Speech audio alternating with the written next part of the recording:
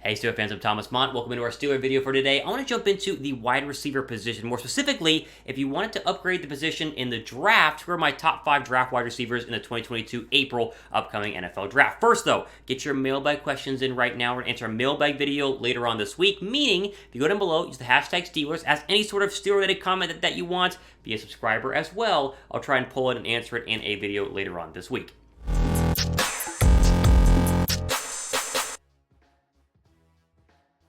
All right, let's go and jump into the Pittsburgh Steelers draft situation, more specifically the wide receiver position, because as we know, if you look at the current Steelers wide receiver depth chart, which we obviously will do at a later part in today's video, it's looking a little thin, or at least it will be after free agency, especially if guys like Juju Smith-Schuster, Ray McLeod, and James Washington go ahead and leave in free agency. And so, with plenty of draft picks and plenty of ammo in this year's upcoming draft, perhaps the draft is where they go to get an upgrade at the wide receiver position for whoever the quarterback will be in 2022, whether it's Russell Wilson or Aaron Rodgers or, Mason Rudolph or Kenny Pickett or somebody else like that. And so, while free agency is cheaper, as we'll talk about, the draft has some really good receivers. I want to share those with you here on today's video. Now, again, I'd rather get a wide receiver in free agency. Personally, I think there are a lot of good receivers in free agency this year, and I think that you go get one big target out there like a Mike Williams or an Allen Robinson and really help bolster the wide receiver core on the outside, especially if Juju Smith-Schuster does leave in free agency. I think free agency with the $32+ million the Steelers have in cap space is a great place to go ahead and get your wide receiver. However,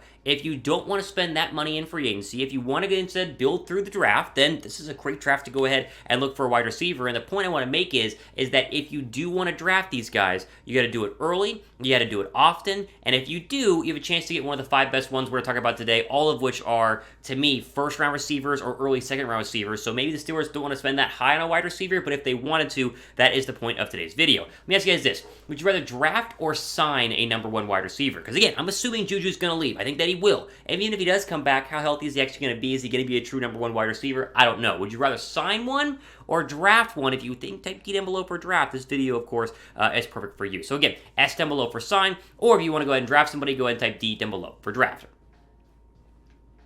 All right, let's go and jump into my rankings of the best wide receivers in this draft from 5 all the way down to 1. Again, I'm trying to go ahead and find the best one for the Steelers as well. And so this might not be Todd McShay's top 5 list or Mel Kiper's top 5 list. This is how I see it, how I feel. I want to get these names in front of you right now. Starting with John Tolbert, someone you're not going to see in the first round, and someone you probably haven't heard of yet at the wide receiver position. He is absolutely fantastic, and I think it's a great second or third round option for the Pittsburgh Steelers if they want to go ahead and build through the draft. Now, who is John Tolbert? He is the wide receiver, the best one that you've never heard of, right? Coming from South Alabama, and so you probably haven't watched a lot of his games, but he is absolutely fantastic. He's really, really big, and he was 5th in college football in deep threat targets and really deep threat catches as well. Big, physical, round 2 target is how I see him, which again is why he's number 5 on my list. There's a better receiver out there that you could put in front of him with James Williams or John Mechie, but this is a guy who is going to be there in round 2 just due to the fact that he, again, played at a much smaller school. The numbers, though, were outrageous and really, really good. And every single year in the NFL draft, you look for players like Tolbert who aren't, some SEC guy, didn't play for Georgia or Alabama, but still produced at a very, very high level in the school that he was at. I think Malik Willis at Liberty, right? Liberty's not a big name school, yet Malik Willis will go in the first round. Tolbert might either sneak in there or be right around the outside. There'll be an ad break pin comment down below. 1 to 10, scales to 1 to 10. How excited are you for the Steelers offseason? I mean, this offseason is going to be the biggest one the Steelers have had in a very, very long time. I'm at a 10. Let me know what you guys think down below on a scale from 1 to 10.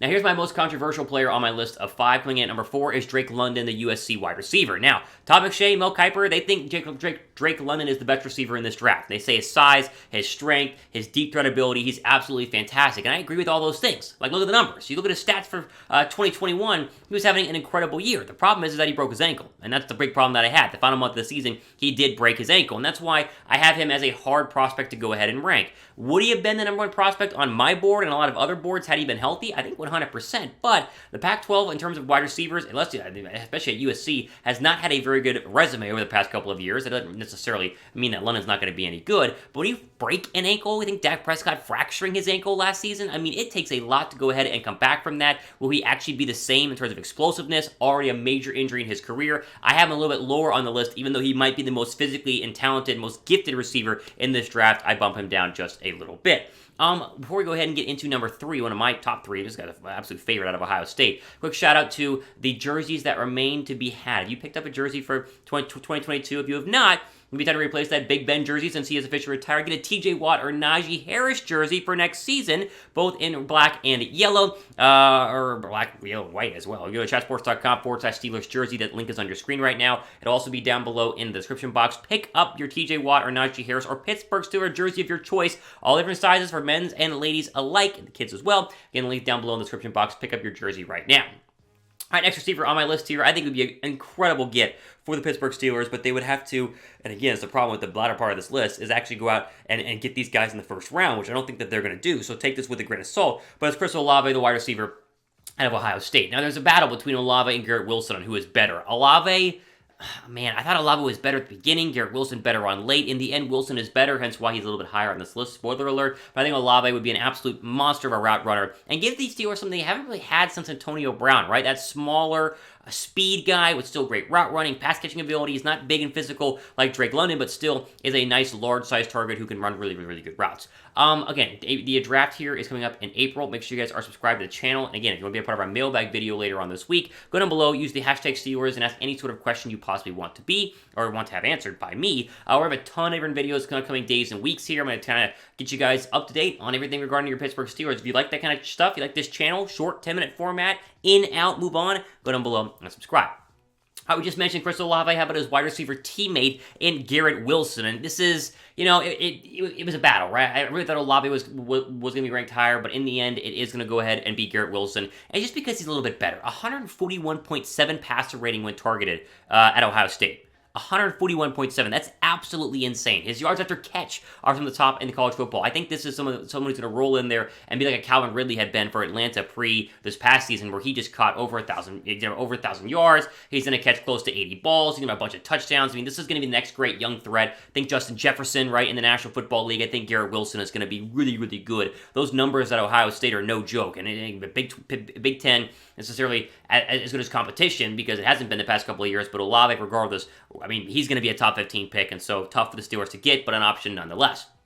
All right, final player on my list here, my favorite in this NFL draft, someone who's a little bit, I think, underrated in terms of the wide receiver prospect is Treylon Burks, the wide receiver out of Arkansas. Burks has everything. If you have not watched Treylon Burks play yet, go to YouTube, search up his highlights, and watch them. If you didn't watch a lot of Arkansas this past season, they were decent, but still, I can understand you not knowing who this guy is. He is unbelievable. I would take him over Drake London. No serious injury, too, coming up off of last season. I think Burks might be the best wide receiver in this draft. Now, London might go higher because the potential is there, but Burks is going to be a 1,000-yard receiver very quickly. He's going to be a 9-10 touchdown guy, and I think Pittsburgh, wanting that physical threat on the outside, can have a massive, massive increase in their wide receiver abilities and wide receiver plan as a whole if they were to go ahead and get a guy like Treylon Burks.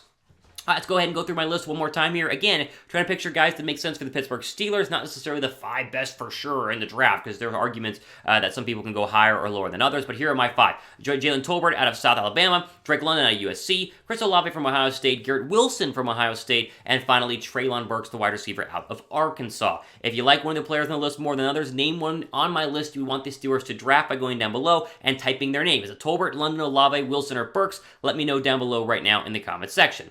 Also for today on our Pittsburgh Steelers draft video here, breaking down my top 5 prospects at wide receiver for the Pittsburgh Steelers early on in the NFL draft. Plenty more content coming up later on this week. Go down below and subscribe. Also make sure to follow me on Twitter at RealThomasMott. For our Steelers video, Thomas Mott signing off to the rest of your day.